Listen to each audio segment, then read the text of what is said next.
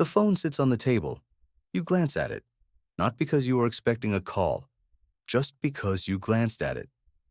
That small moment, that quiet checking, says more than most people would admit out loud. There is a feeling that many people over 60 carry around with them. Not sadness exactly, not depression, something quieter, a kind of low hum in the background of daily life. The sense that the world has somehow moved on without fully including you. And here is what almost nobody talks about clearly. Being alone and being lonely are two completely different things. And confusing them is one of the most damaging things a person can do to their own well-being in later life. Today, we are going to untangle that.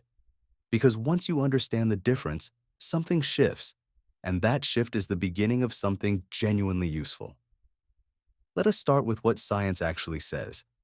Researchers at Brigham Young University reviewed data from over 3 million people and found that social isolation and loneliness increase the risk of early death by roughly 26 to 29%. That is comparable to smoking 15 cigarettes a day. The body does not distinguish between emotional pain and physical threat. Chronic loneliness raises cortisol levels, suppresses the immune system, and disrupts sleep. The heart works harder, inflammation increases. But here is what those same studies found. People who live alone are not automatically lonely, and people surrounded by others are not automatically protected. Loneliness is not about how many people are around you. It is about the quality of connection you feel. The gap between the relationships you have and the relationships you need. Think of it like temperature. Being alone is a neutral fact, like a room being empty. Loneliness is the cold draft that moves through that room. Two different things entirely. Many people in their 60s, 70s, and 80s are deeply alone by choice. They have learned to enjoy their own company. They garden in the mornings.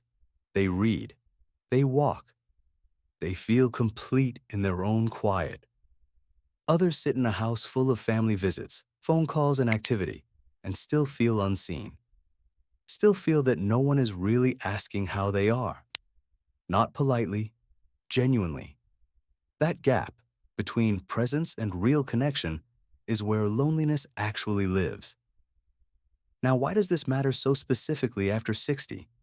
Because the structure that used to hold connection in place quietly disappears. Work ends. The daily rhythm of colleagues, small talk, shared problems, and shared coffee. Gone almost overnight at retirement. Children build lives at a distance. Friends move or fall ill or die. Spouses are lost. The social architecture that took decades to build can dissolve in just a few years. And because it happens gradually, many people do not notice it at first. They adapt. They tell themselves they are fine. They fill the hours. And then, one Tuesday afternoon, they realize the last real conversation they had, not a practical exchange, not a quick hello, was 4 days ago. That is a common experience. Not shameful, not unusual, just quiet and steady and worth paying attention to.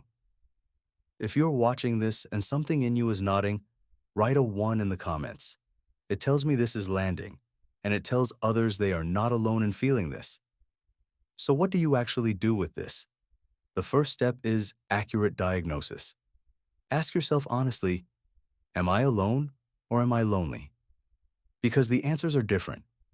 If you are alone by choice and genuinely content, there is nothing to fix. Solitude is healthy. It restores. It clarifies. It allows thought. Many of the most fulfilled people in later life are deeply comfortable in their own company. But if there is that hum, that low background feeling of not quite being connected, then something specific needs attention. Not everything. Something specific.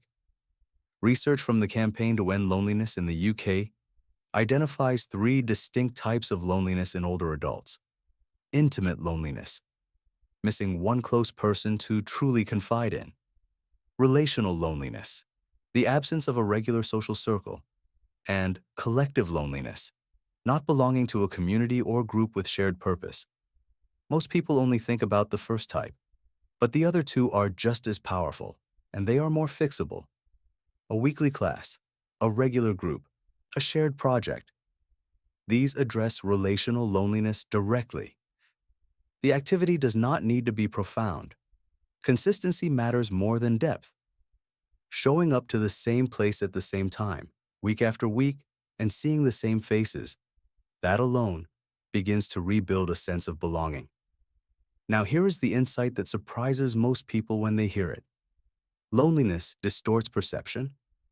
This is not metaphor. This is neuroscience. When the brain registers chronic loneliness as threat, it begins to interpret social signals differently. Neutral expressions are read as unfriendly. Ambiguous messages feel like rejection. A missed phone call feels like abandonment. In other words, loneliness makes connection harder to build, precisely when you need it most. This is why many older people who feel lonely withdraw further instead of reaching out. The reaching out feels risky. It feels likely to fail. The brain, trying to protect itself from more hurt, reduces the very behavior that would bring relief. Knowing this changes how you approach it. You do not wait for the feeling to improve before you act. You act first. Small actions, low stakes. The feeling follows the behavior, not the other way around. A 5-minute conversation with a neighbor, returning to a group you drifted away from, sending a message you kept postponing. None of these feel like they could change much, but the brain registers them as evidence of connection. And over time, that evidence rewires the interpretation. The fourth thing worth understanding is the difference between quantity and quality in relationships after 60. Younger people often maintain large, sprawling social networks. After 60, most people naturally narrow theirs. This is not loss. It is selection. Research by Laura Carstensen at Stanford University found that older adults consistently prioritize emotionally meaningful relationships over broad ones.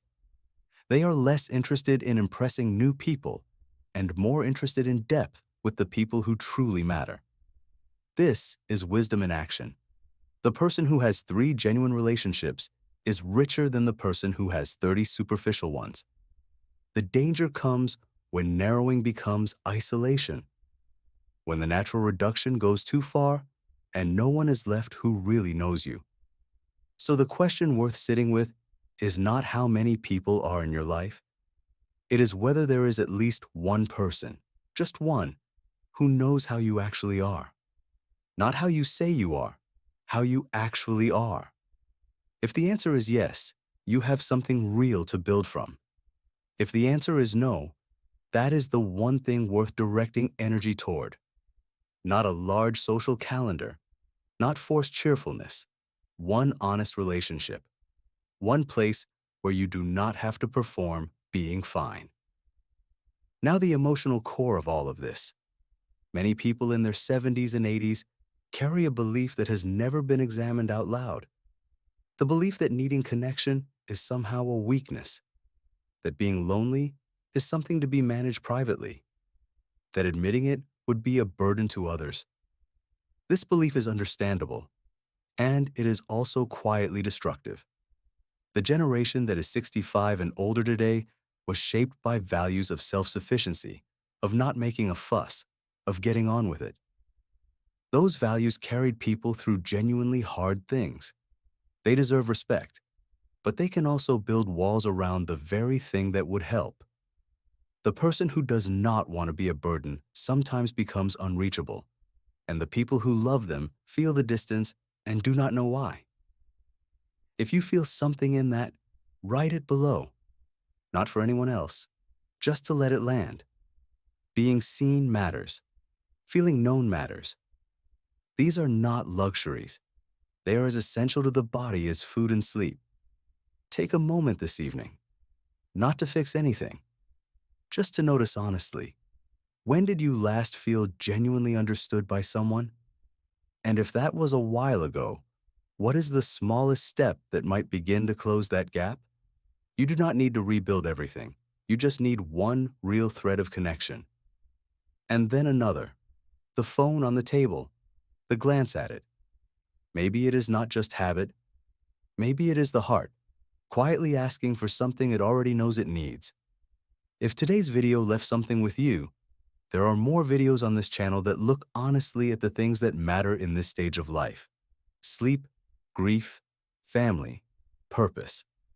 Each one made for exactly the person watching this now.